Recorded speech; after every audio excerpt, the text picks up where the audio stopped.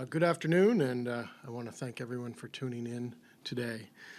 We are holding this briefing as we watch Lee work its way up the East Coast.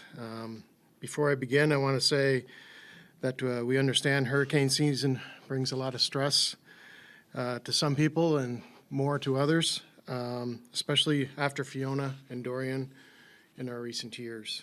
It's okay to feel stress, and in fact, it's normal. I hope after this briefing we can work together to mitigate those stress levels. Our EMO team has been holding regular meetings with the Canadian Hurricane Centre and their weather experts.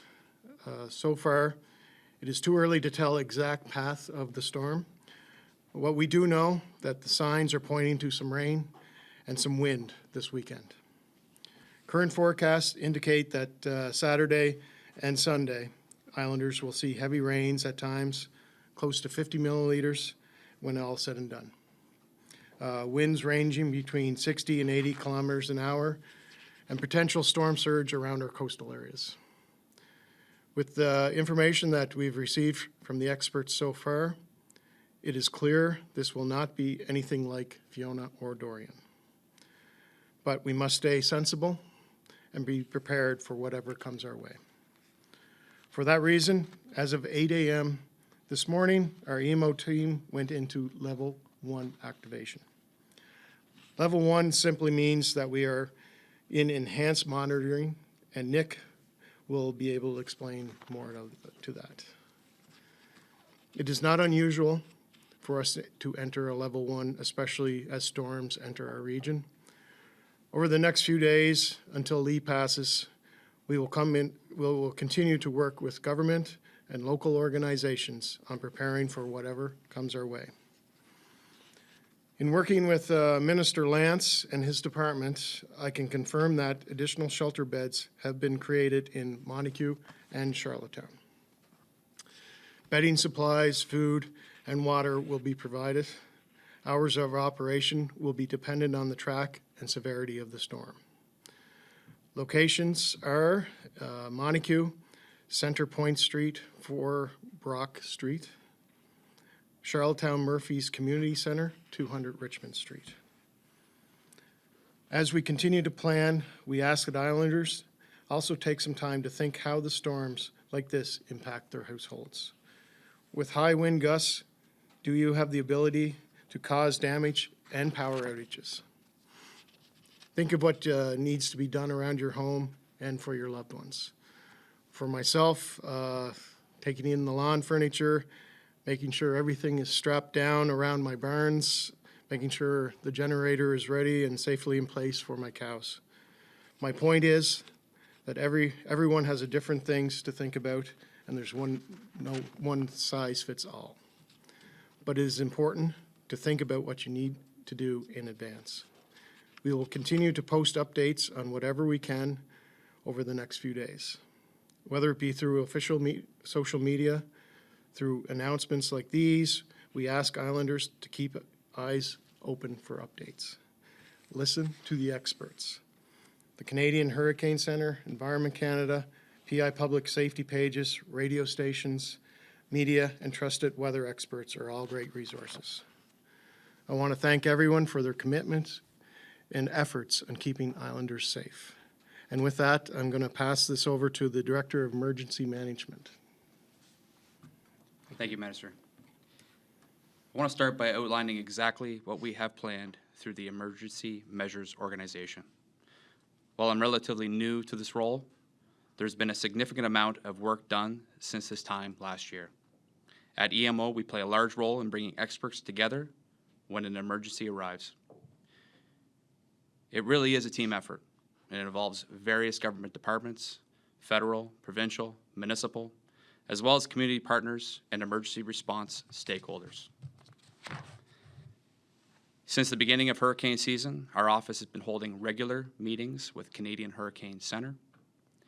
We held calls and received briefings during Hurricane Franklin, and now as Lee works its way up the eastern seaboard, we continue with those briefings. We also hold regular meetings with NGOs and our response partners such as Ground Search and Rescue and Team Rubicon. As we speak, Our EMO team is working with community partners to identify what reception centers will be open across PEI and what services will be offered. As we are making direct calls, we hope to offer an update on that information by tomorrow. I want to reiterate a lot of what the minister has already said. In our briefings, the main theme for PEI is that we'll receive moderate rain and gusts of wind anywhere between 60 to 80 kilometers on the high side. With the information we have so far, there is not a high probability of winds higher than 80 kilometers an hour. We must remember that it is still relatively early in this progression and things can change. But these facts are important to relay, as it is very unlikely that this is anything close to a Fiona or a Dorian. We will learn more as we get closer to Saturday and into the weekend, and this is why we've only activated to level 1. I know many people out there want to know what level 1 activation means and what it allows us to do. In reality, it simply is an enhanced monitoring stage. Through this, we'll be continually to closely monitor Lee with updates from the Canadian Hurricane Center, expected every 6 hours through the weekend. We'll have daily briefings will continue between PEI EMO, CHC, and Environment Canada, with Provincial Department of Emergency Service officers across the province now having access to those briefings. PEI EMO will hold regular contact meetings with critical infrastructure partners, as well as continuing to reach out to reception centers to identify the services they can provide. PEI EMO will remain in contact with EMO partners from neighboring provinces to offer and ask for assistance if need be. PEI EMO will remain in contact with Public Safety Canada for their situational awareness throughout the activation. Activating emergency levels are an important tool in the toolbox of emergency organizations. And while we know these activations can bring back some harsh memories for some, we want to stress that we are still in the early monitoring stage. As we continue to monitor this and prepare for what may or may not come, we are asking that Islanders do the same. Be prepared. The best way to prepare is for you to think about how storms or emergencies affect you and your family. Helpful questions that you can ask yourself include: what happens if power goes out? Do I have a loved one that could use help? Am I prepared for heavy rain? Do I have an emergency kit that could come in use? If you cannot answer these questions, set aside some time to discuss this with your household. There are lots of great resources out there. Lastly, I know there's a lot of stress out there since the last major weather event in the fall of 2020. I understand that for some, panic is natural, and that's okay. But what I want you to know is that we are here to support a coordinated effort, and that I have great trust in our team, as well as our emergency first responders and partners such as the fire departments, the ground search and rescue, and so on. The best way to mitigate panic is to prepare. I also encourage everyone to listen to the professionals. Listen to the meteorologists, to Environment Canada, to emergency officials, to government officials. Remember to follow official accounts. PEI Public Safety, Canadian Hurricane Center, Environment Canada, they are all great resources. With that, I'll bring my comments to a close and pass it back to the moderator for any questions you may have. Thank you, Nick. Yeah. Thank you, Eric. Campbell, CBC. So one of the committee meetings last fall after Fiona, the previous EMO director said that the Irving fuel tank farm in Charlottetown was the single most critical piece of infrastructure in the province, and had put forward some ideas or recommendations in terms of how to make sure that that is available in the event of a storm. She said that IRAC would have the ability to require a generator to be on site, or the recommendation that came from the committee, and what she had said was that government could change the Emergency Measures Act to give EMO the power to require that at a facility like the tank farm.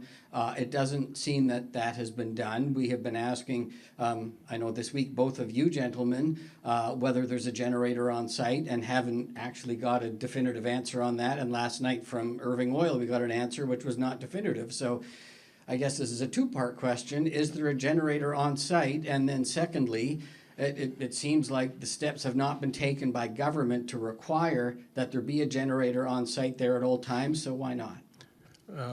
Thank you, Gary. The generator arrived at noontime today, so there is a generator on site. It's hooked up. It's ready to go.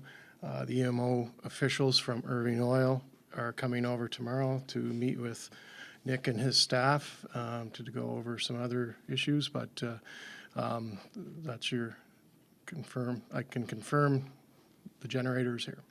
Okay, but just to, and I don't want to burn my second question on this because they told us we only get two, but I mean, last year with Fiona, right, the generator got stuck on the other side of the bridge when the bridge was closed. So why haven't we seen steps taken to require a generator there 365 days a year? Yeah, that's something, it's a third-party venue that we have to work with a private company on that, but that's something that we'll continue to work on over the next little while, but it's great to see that the Irving company is really being proactive here and with the generator now, and we'll continue to work on that over the next little bit. But happy to have the generator here for this weather incident, and as we know, it also was here in February on that cold snap. We also had the generator then, but we'll continue to work on that. Okay, and if I just could, one more question then, I'm going to try Sure. to double barrel it again to get as much information as I can. So 4 questions too. Okay. We'll call it two. We'll call it two. Your list of additional shelter beds, I noticed you didn't mention it just includes Charlottetown and Montague. Summerside has been saying they need extra shelter beds even when it's not a storm. So I'm wondering, why are there no extra shelter beds for Summerside? And just kind of a bigger picture of that, because another thing that came out in those committee meetings is that there needed to be a better coordinated plan to provide housing for unhoused islanders, to make sure people are fed, and also there was a lack of coordination in terms of the warming shelters, because it largely fell on responsibilities, and there were municipalities rather, and there were just kind of different levels of response to that. So I just about Summerside specifically and the lack of shelter spaces, and just I don't see that plan to have a more coordinated response in this regard, and I wonder why not after a year. Okay, thank you, Carrie. I'll address the Summerside question. I think the Department of Housing and is continuing to work with Summerside on securing a location, but that hasn't been quite established yet, but they'll continue to work on that. But we do have the Montague and Charlottetown established. Reception centers, I might turn that to Nick. There's been a lot of work done over dealing with reception centers and warming centers, and I'll pass that to Nick.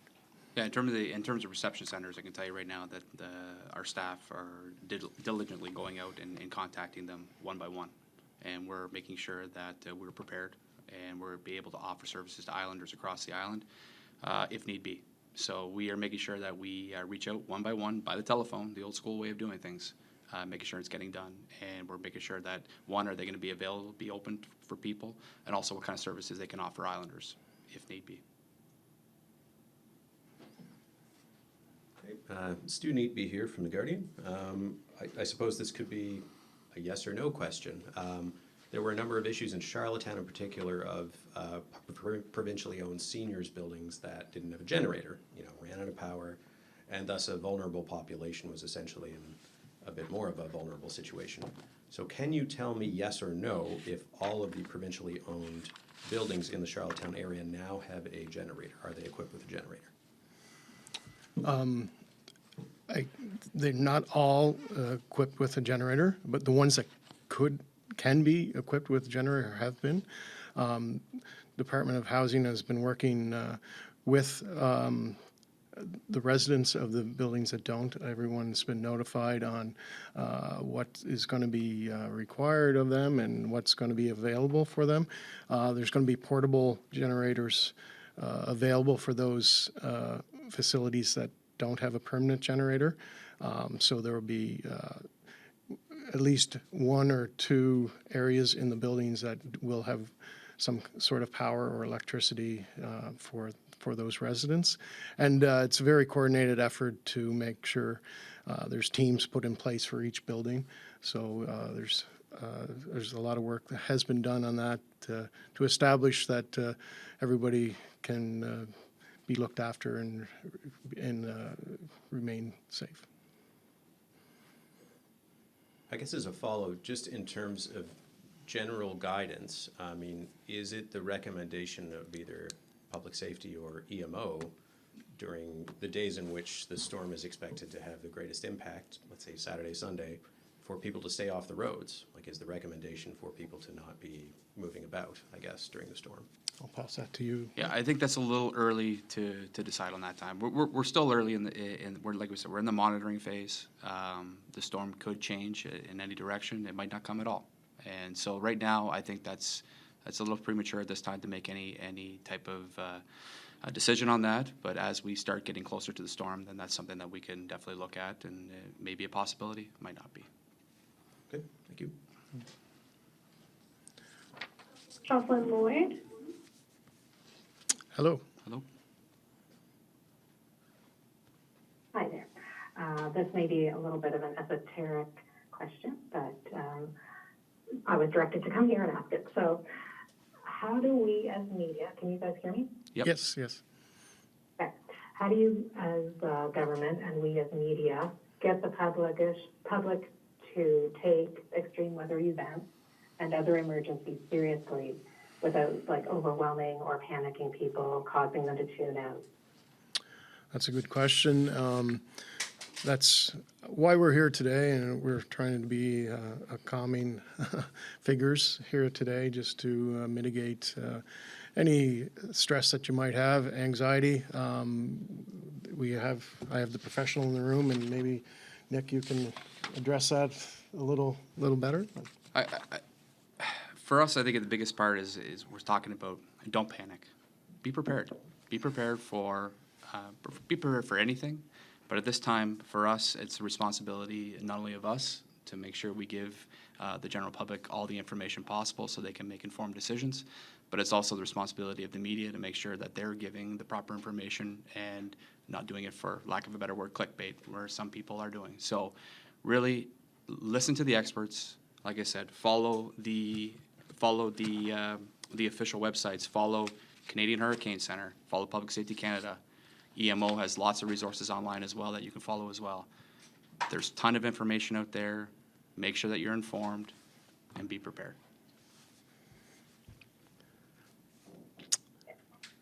And do you think that people are preparing and listening to the information, or just given over to the clickbait, as you call it?